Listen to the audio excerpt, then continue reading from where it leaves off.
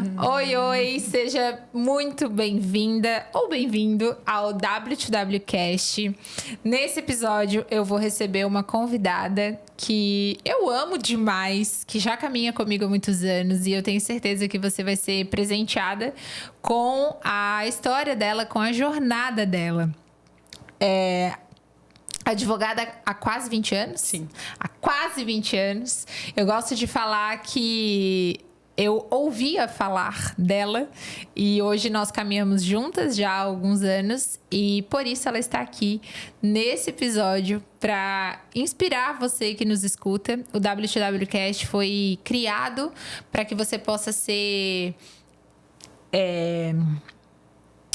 Gente, eu esqueci essa palavra 2 vezes hoje já.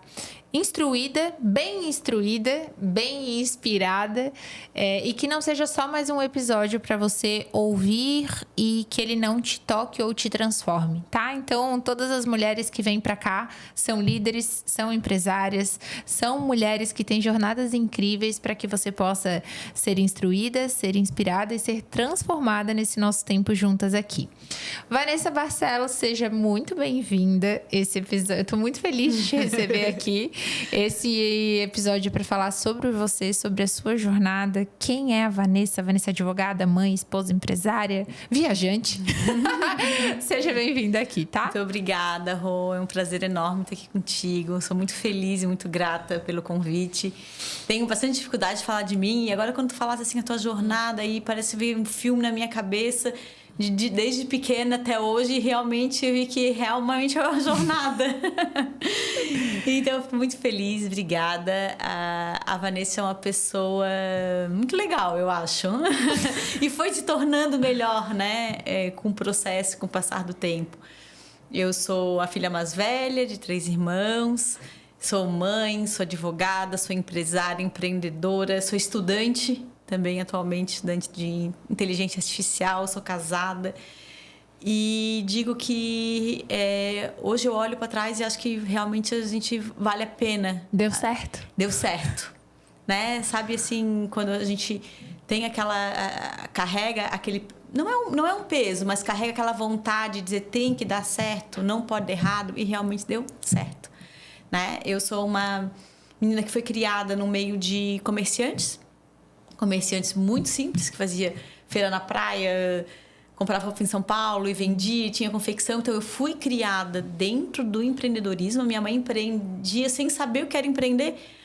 Empreendia, na verdade, no susto da criação de 3 filhos, né? Que precisava para poder dar uma vida melhor, para poder estudar em um colégio particular, para poder realmente dar uma vida melhor.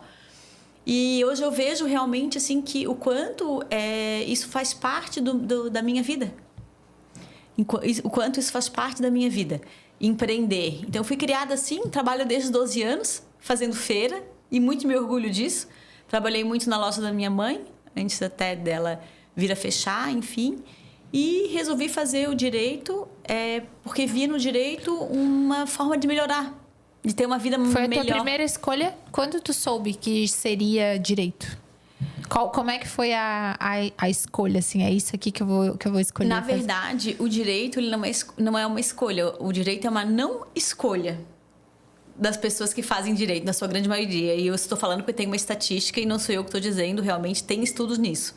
90% das pessoas que fazem direito é uma não escolha. Ela não sabe o que fazer e ela não escolhe sabe o que direito. fazer, aí ela não gosta de biológica, porque não gosta de sangue, não tem menor aptidão com números matemáticos, e aí quando ela vai para social, ela fica entre direito e administração. Não é medicina, não é odonto, não é engenharia. As biológicas tu tem que ter realmente muita vocação. E as exatas, tu tem que saber o cálculo, tem que gostar, e acaba realmente indo para a administração e para o direito. Então, o direito é meio que uma não escolha, né? E aí vai fazer um concurso público. Isso. Mas isso nós falamos quando a gente dá curso para advogados e para os jovens advogados dentro da OAB, a gente sempre fala isso. Vocês não escolheram. Não, que bom que hoje estão aqui, formaram e vão atuar realmente, porque na grande maioria tem até um limbo, né? Tem um grande número de profissionais que formam direito e ficam fazendo concurso, até passar em algum concurso, que também não é o concurso, às vezes, que é o do sonho. Às vezes não é juiz, não é promotor, mas vai ser um analista, vai ser um enfim, até em alguma área ou em algum tribunal que não era aquele que desejava.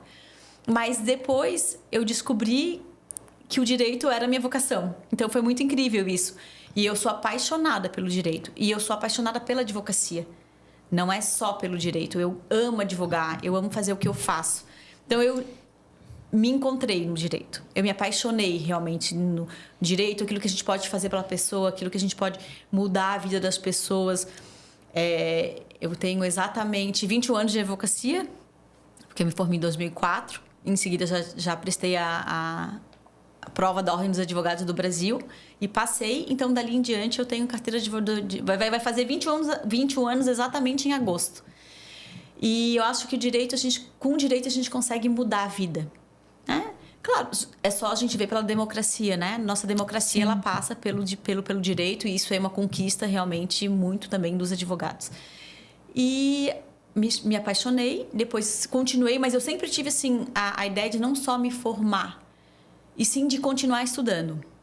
Aí eu resolvi empreender e ter o meu próprio escritório, porque eu tenho uma mente empreendedora, eu fui criada dentro do empreendedorismo, então eu queria estar num ambiente onde eu pudesse de verdade inovar, de verdade ter a minha autonomia, de verdade colocar os meus princípios, a forma que eu gosto de tratar com o meu cliente, e não dentro de um escritório padrão de outras pessoas, né? Não cumprir regras, não só ser uma executora do direito, e sim uma transformadora do direito.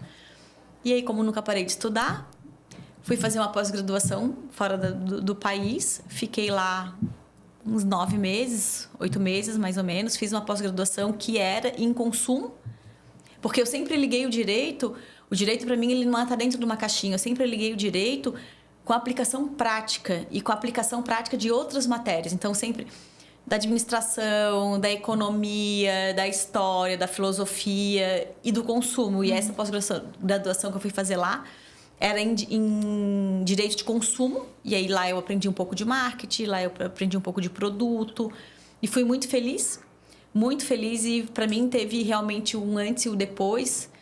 Lá a gente morava numa república de estudante, vendia brigadeiro, eu tive a ideia de vender brigadeiro para poder viajar e ter uma vida um pouco mais confortável, já que quando eu fui para lá eu fui exatamente com o dinheiro contado do tempo que eu iria ficar. Então, para que a gente pudesse passear e ter uma vida um pouco mais confortável lá, eu sugeri para os meus colegas que a gente fizesse uns brigadeiros e oferecesse nas cafeterias, e deu certo.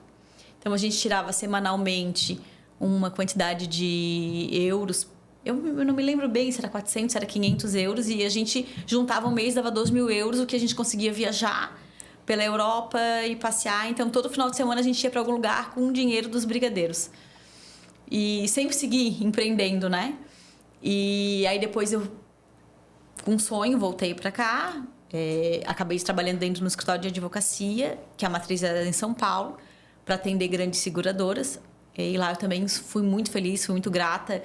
Aprendi muito, porque é uma super experiência tu trabalhar no escritório que tem 10 mil, 20 mil processos, e que num dia tu tens que fazer 10 prazos. E é uma experiência, acho que a gente precisa passar por isso.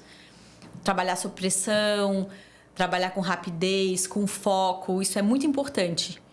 Principalmente quando a gente está no começo da carreira, isso é fundamental. Foi a minha grande escola, né? Dentro da advocacia, foi a minha grande escola. E aí, quando eu fui trabalhar nesse escritório em São Paulo, muito eu ia para lá e convivia com pessoas de lá que, eu tive aula com o doutrinador tal, que era aquele doutrinador que fazia aquele livro, Direito Família, Direito das Coisas. E eu sempre disse, eu tenho um sonho de estudar em São Paulo. Eu tenho um sonho de estudar num grande centro, eu tenho um sonho de poder dizer e conviver com essas pessoas e ter a mesma vivência. Não era só estudar. Na época, claro, não tinha a possibilidade que a gente tem hoje da quantidade de curso online que a gente tem. Nós não tínhamos, né? Isso veio mesmo depois com a educação à distância e muito com a pandemia. Na época era tudo presencial. Mas eu também queria ter a vivência do que era estar num grande centro, morar num grande centro. E aí eu prestei a prova por mestrado da PUC de São Paulo. Aí passei, em economia, na verdade.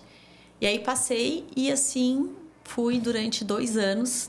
Eu fazia São Paulo, Florianópolis toda semana. Então, eu ficava metade da semana lá e metade aqui. Seguia já com o meu escritório, que nessa época eu já tinha saído do outro escritório que eu estava, já tinha o meu próprio escritório. Saí na raça, montei sozinha, sem um tostão. Fui empreender realmente na cara e na coragem. O início, como para todo mundo, é muito difícil, né? A gente acaba que sempre depende de indicações e parcerias. E aí as coisas foram acontecendo. E quando realmente o escritório começou a acontecer, eu fiz a prova para o mestrado da PUC, passei. Estudei lá durante 2 anos. Na verdade, o curso era de 2 anos. Eu acabei fazendo 1 ano e meio. Os professores me acharam tão assim acelerada e tal. Eles, não, vamos conseguir fazer em 1 ano e meio o curso. E aí, para mim, foi a primeira realização de um grande sonho. Porque eu sempre disse assim, que eu ia fazer mestrado, que eu ia fazer doutorado, que eu ia ter PhD. E ali, para mim, eu ir para uma economia na PUC, em São Paulo, num grande centro, convivendo com pessoas realmente que eu admirava, que eu via na televisão.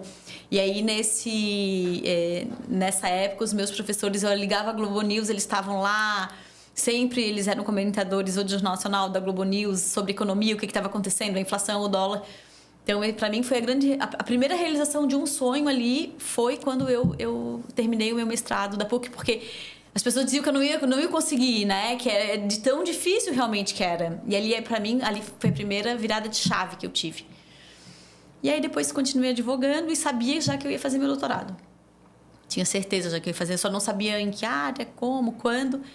E aí, o escritório foi crescendo, a gente foi desenvolvendo, foi vindo pessoas, fomos formando equipe, né? Tudo muito dentro de um processo. Porque eu não acredito, assim, que o sucesso seja algo que esteja na prateleira que tu pegue. Eu não acredito num sucesso instantâneo. Eu acredito num processo que te leva ao sucesso. Eu acho até que tu podes, assim, como advogado, ter algo, uma causa, que realmente, assim, de repente te venha e te dê uma certa exposição ou um sucesso. Mas aquilo ele não se mantém se ele não vem junto com um processo, com uma transformação, com um amadurecimento. Então, eu acho que isso tem muito na minha carreira, né? Eu sempre procurei ser uma pessoa muito coerente na vida e eu acho que é isso que faz a minha advocacia muito diferente. Porque hoje, se eu pergunto para os meus clientes o que eles... Uma palavra só que eles que me conceituaria, digamos assim, é a coerência. Coerência nas ações, coerência nas decisões, coerência nos atos. Então, eu fico feliz porque isso foi uma construção realmente, né? Foi uma evolução. Aí eu mantive o escritório, a gente tinha 10 anos no centro, aí acabei migrando que também foi uma outra virada que foi feita na carreira, 10 anos depois, no mesmo lugar, no mesmo... Né? Sair é difícil, essas mudanças são difíceis, sempre acaba tirando a gente um pouco da zona de conforto, mas eu gosto de mudança. Gosto de mudança de casa, de lugar, de atitude. E aí a gente migrou para outra cidade e aí migramos também um pouco o perfil do nosso cliente. Então, já de um tempo para cá, a gente já migrou o nosso perfil de cliente e migramos o local. E aí, nesse meio tempo, eu fui mãe. Eu tenho a Manuela, que hoje está com 6 anos, que também foi um crescimento como pessoa, que realmente também impactou diretamente na minha advocacia. Super. Na minha forma de advogar, na minha forma de dialogar, na minha forma de pensar. E isso, consequentemente, ela se reflete nas tuas petições, ela se reflete na forma de tu falares, ela se reflete na forma que tu trata com as pessoas. E isso deu um impacto enorme também na minha advocacia. E aí, quando a Manuela era pequenininha, eu prestei a prova para o mestrado, para o doutorado. Achei assim, vou voltar aos poucos. Proficiência, são 2 línguas, e eu vou testar, fazer a prova. E quando eu fiz a prova, eu passei. E aí, quando eu passei, eu estava na dúvida se eu ia cursar ou não. A Manuela era pequena, a universidade também é 100 quilômetros de onde eu moro. Eu teria que ir durante algum tempo, todos os dias, porque também já era finalzinho da pandemia. Nós começamos as aulas online, mas depois ela passou a ser presencial. E aí eu disse, eu não sei se vou, né? Entrego sempre tudo na mão de Deus e o processo do doutorado foi incrível e foi um presente de Deus na minha vida. foi algo que aconteceu, assim, que caiu no meu colo. E aí, de repente, a coordenadora do meu curso me ligou. Eu falei, eu me inscrevi e não participei. Cancelei. E aí ela me ligou e disse assim, olha, o CNPq está interessado no teu projeto.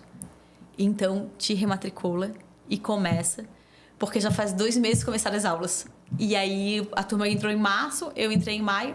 Então, realmente, o doutorado foi um presente. E são 4 anos, já estou agora concluindo quase. E isso também tem impactado diretamente na minha vida e diretamente na minha advocacia. Porque tudo aquilo que a gente estuda, né, a gente vai agregando valor e isso a gente transforma em resultado para o nosso cliente e para a gente mesmo como um todo.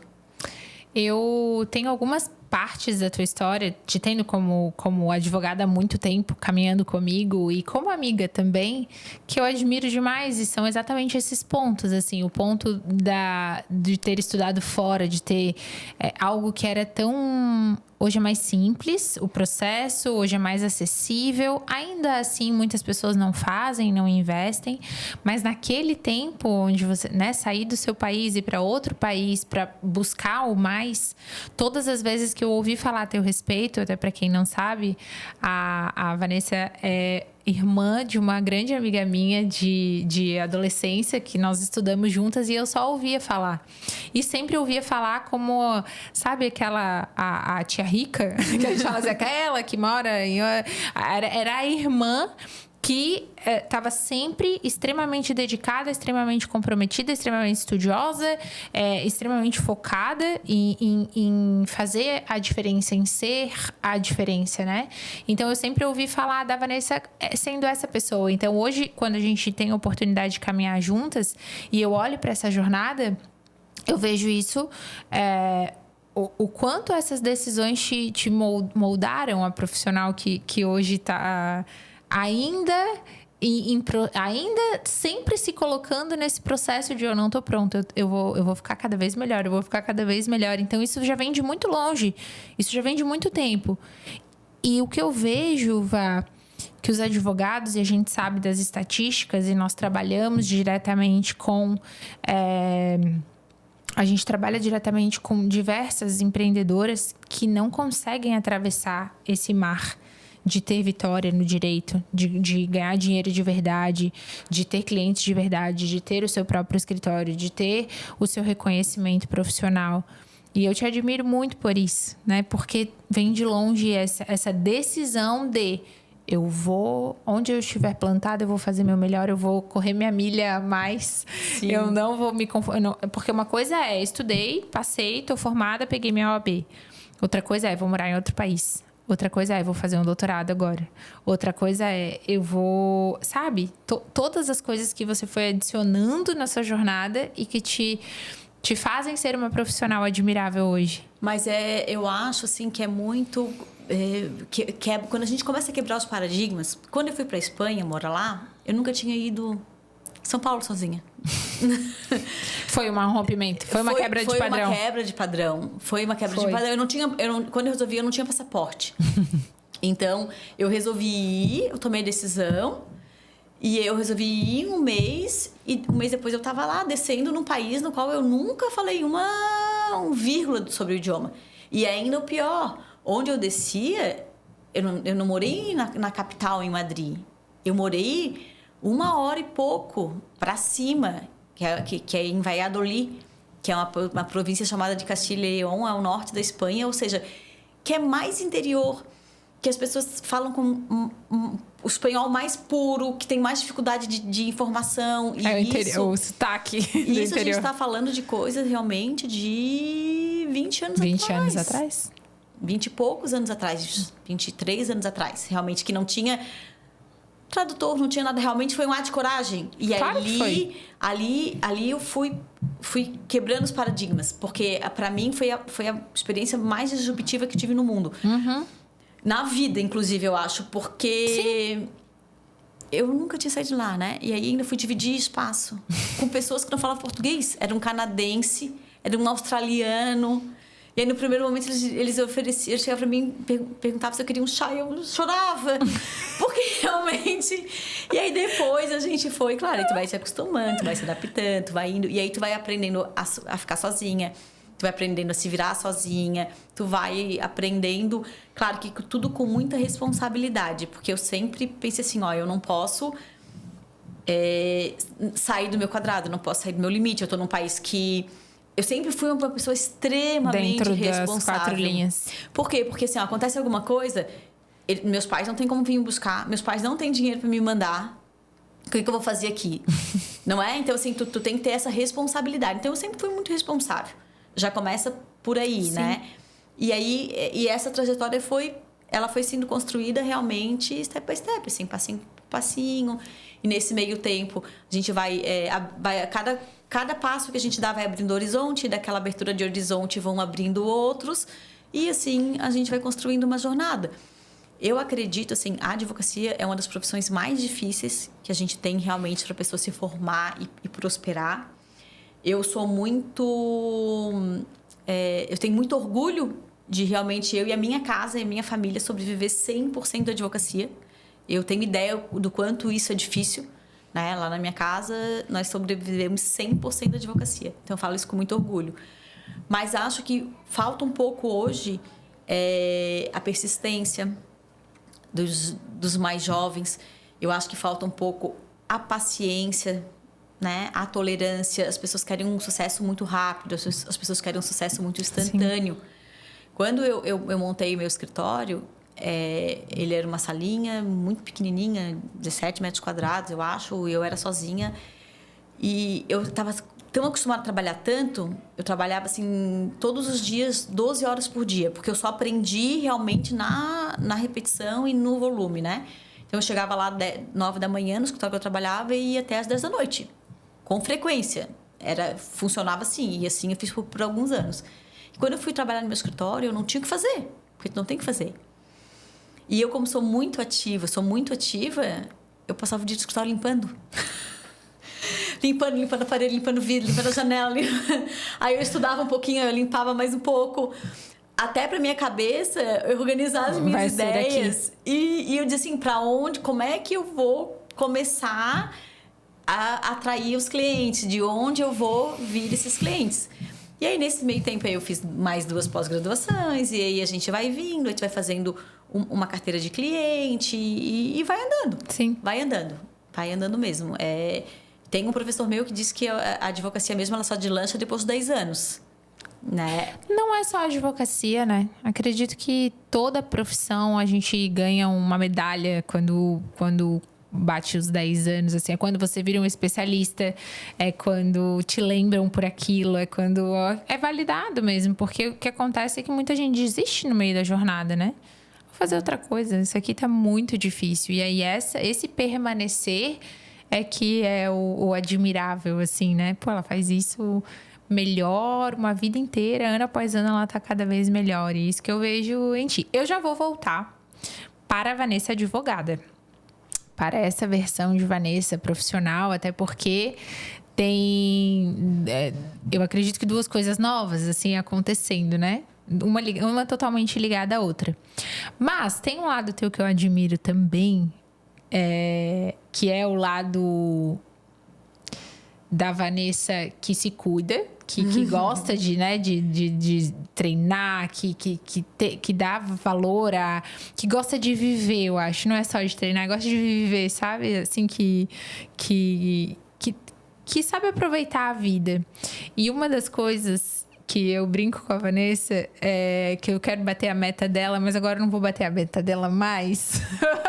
Porque, pelo visto, né, daqui pra frente, quando eu for, a gente vai junto, então o dela só vai subir, pra eu passar vai ser difícil.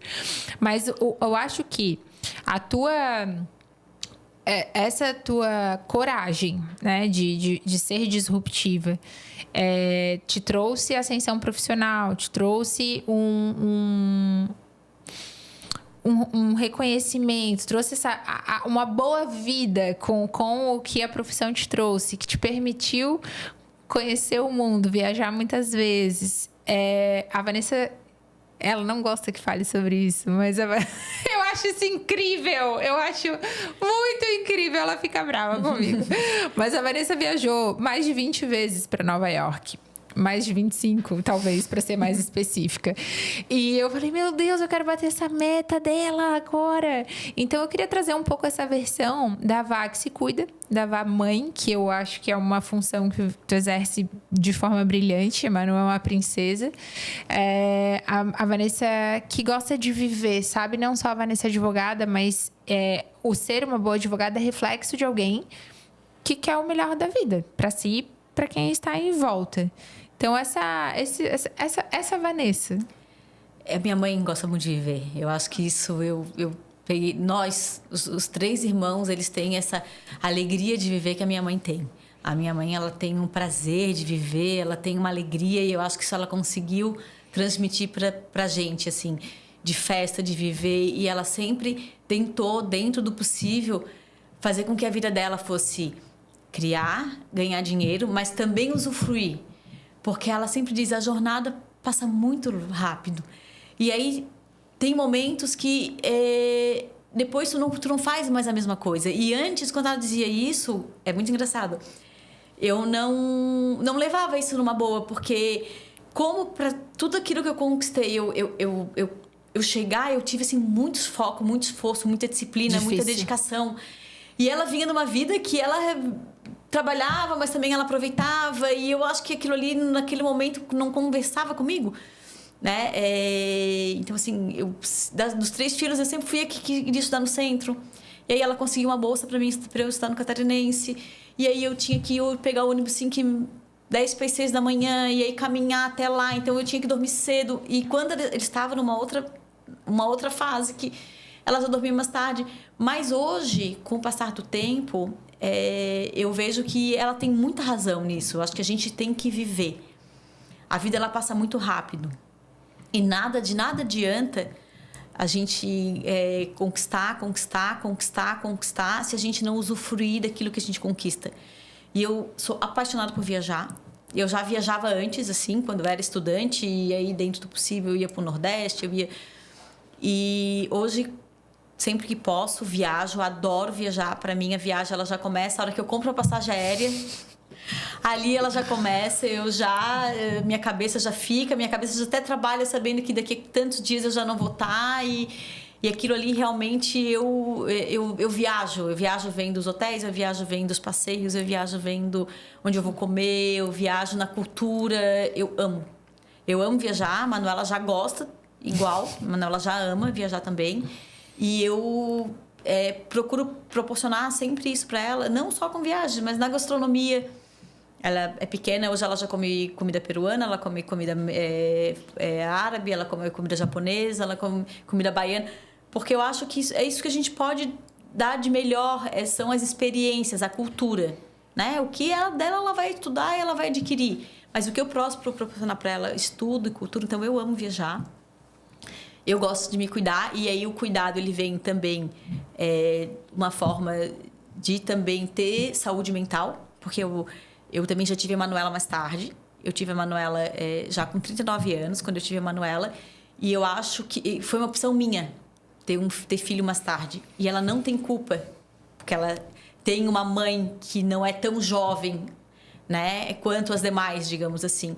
Então, eu acho que a parte de me cuidar é me cuidar para a vida. Então, eu acordo realmente 5h30, eu treino 6 horas, 7 horas... Eu faço yoga, eu faço meditação, eu vou regularmente à igreja. Então, eu acho que eu tenho um cuidado como um todo. Eu acho que o nosso corpo é nosso templo. E quando a gente está bem, cuida da alimentação, eu acho que isso é performance. No final, isso performa no teu resultado, isso performa no teu trabalho, isso performa em tudo, na tua vida, como um todo, né? Porque eu acho que a gente, com organização, disciplina e foco, a gente faz tudo o que a gente vê. Eu nunca... Se tem uma palavra que eu não uso, eu tenho não raiva, mas eu tenho, assim, uma resistência. Eu não tenho tempo. Essa frase é uma frase que eu não uso. Eu tenho tempo pra tudo. Não é prioridade. Né? Quando eu comecei no doutorado, a Manuela tinha 2 anos. Então, eu acordava todo dia às 5 da manhã, enquanto eu tinha as disciplinas, todos os dias, de domingo a domingo, para poder estudar até 7h30. Porque depois ela ia acordar, eu tinha que fazer as coisas com ela e eu tinha que ir pro escritório. Então, essa foi a minha prioridade naquele momento. Hoje eu consigo acordar às 5h30 para rezar de manhã, para fazer a minha academia, para uma qualidade de vida minha. Sim. Voltando para Vá profissional, eu acho que 2024, 2025, e eu estimulei muito isso, assim, leva esse teu trabalho para mais longe, né? Sempre existe o trabalho tradicional, offline, onde você sempre foi uma excelente advogada e construiu a história e a vida. Mas bota no digital a tua mensagem, faz isso, né, chegar mais longe, deixa outras pessoas serem alcançadas por isso, porque tem tantos profissionais do direito mesmo, né? Advogados que precisam. Como que eu conquisto os meus primeiros clientes? Como que eu me mantenho forte com tantas dificuldades que vão aparecendo na jornada? 20 anos de profissão, sucesso na profissão, tanta experiência, tanta gente que já passou. Coloca isso para fora, seja, né, um canal de um agente de transformação na vida de outros profissionais. E aí eu tenho visto essa movimentação tua de atuar um pouco mais no digital, de assumir um cargo de liderança na OAB, acho que isso, assim, de construir o teu futuro programa de mentoria. Fala um pouco sobre isso, como que isso vem sendo processado na tua cabeça, de que forma, né, que 2025, 2026, a gente pode contar contigo nesse sentido. O que mudou, né, quais são os planos da Vanessa agora daqui para frente? O que mudou no teu trabalho? Qual que é a nova dinâmica? Então, um pouco de futuro, um pouco do que está acontecendo agora. Nosso escritório, ele atua na área empresarial, né, contratos e empresarial como um todo. E desde que a gente fez essa migração, realmente, eu tenho trabalhado mais com as empreendedoras, né? E, por coincidência, também acabo mais ligada ao sexo feminino. Na última gestão da OAB, eu fui presidente da Escola dos Advogados no Estado. Lá, a gente conseguiu fazer um programa de mentoria para os jovens advogados que estavam começando. A gente considera jovens advogados quem está até os 5 primeiros anos. Uhum. E ele era um programa totalmente gratuito. Nós tínhamos aulas com professores voluntários e os mentores, na verdade, né, eram voluntários. E eu tinha um grupo desses advogados. E lá a gente atuava assim como um todo. Prospecção, marketing, administração de processo, montagem de escritório. Então, isso aí foi algo que já, assim, mexeu comigo naquela época, que já vinha mexendo comigo a questão da mentoria.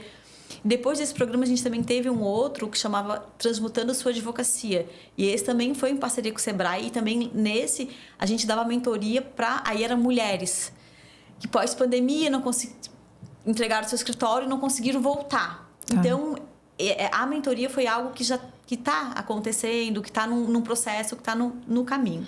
Nessa gestão, como eu estou muito voltada à área da inovação, da tecnologia, da inteligência artificial, eu assumi o cargo da direção de inovação e tecnologia na OAB de Santa Catarina.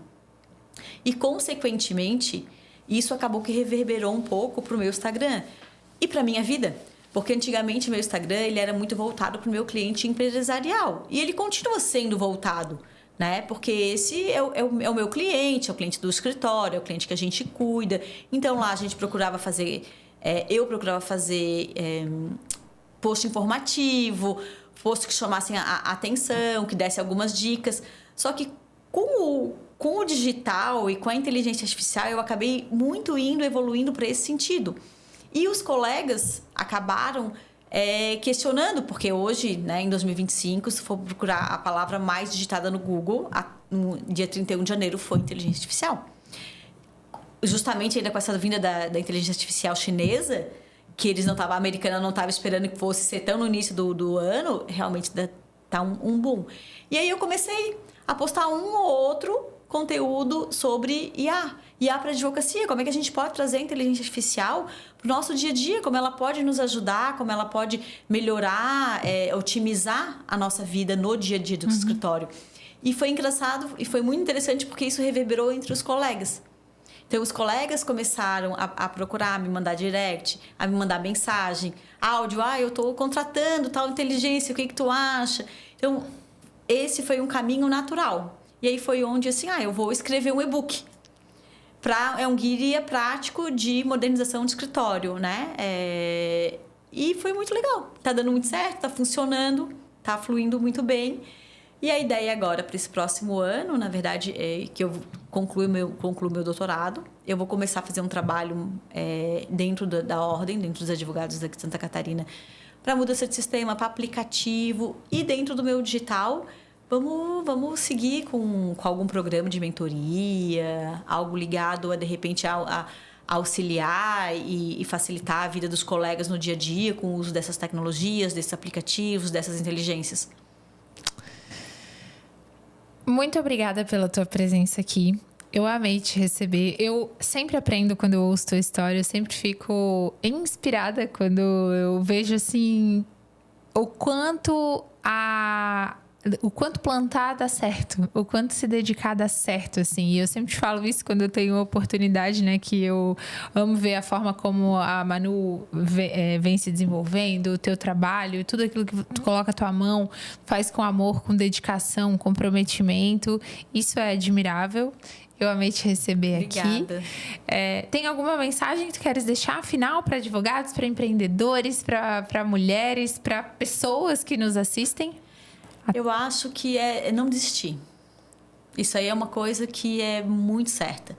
Enquanto a gente tentar, vai dar certo. Aquilo que a gente bota o nosso foco, a nossa energia e a nossa dedicação, dá certo. Isso é bem Ayrton Senna. No momento... que eu gosto muito dele. Eu gosto muito dele. É verdade mesmo. É verdade. Obrigada pela tua presença aqui, muito tá? Obrigada pelo convite. Eu espero que você tenha amado tanto quanto eu, que você tenha sido inspirada, instruída, transformada por esse episódio, tanto quanto eu.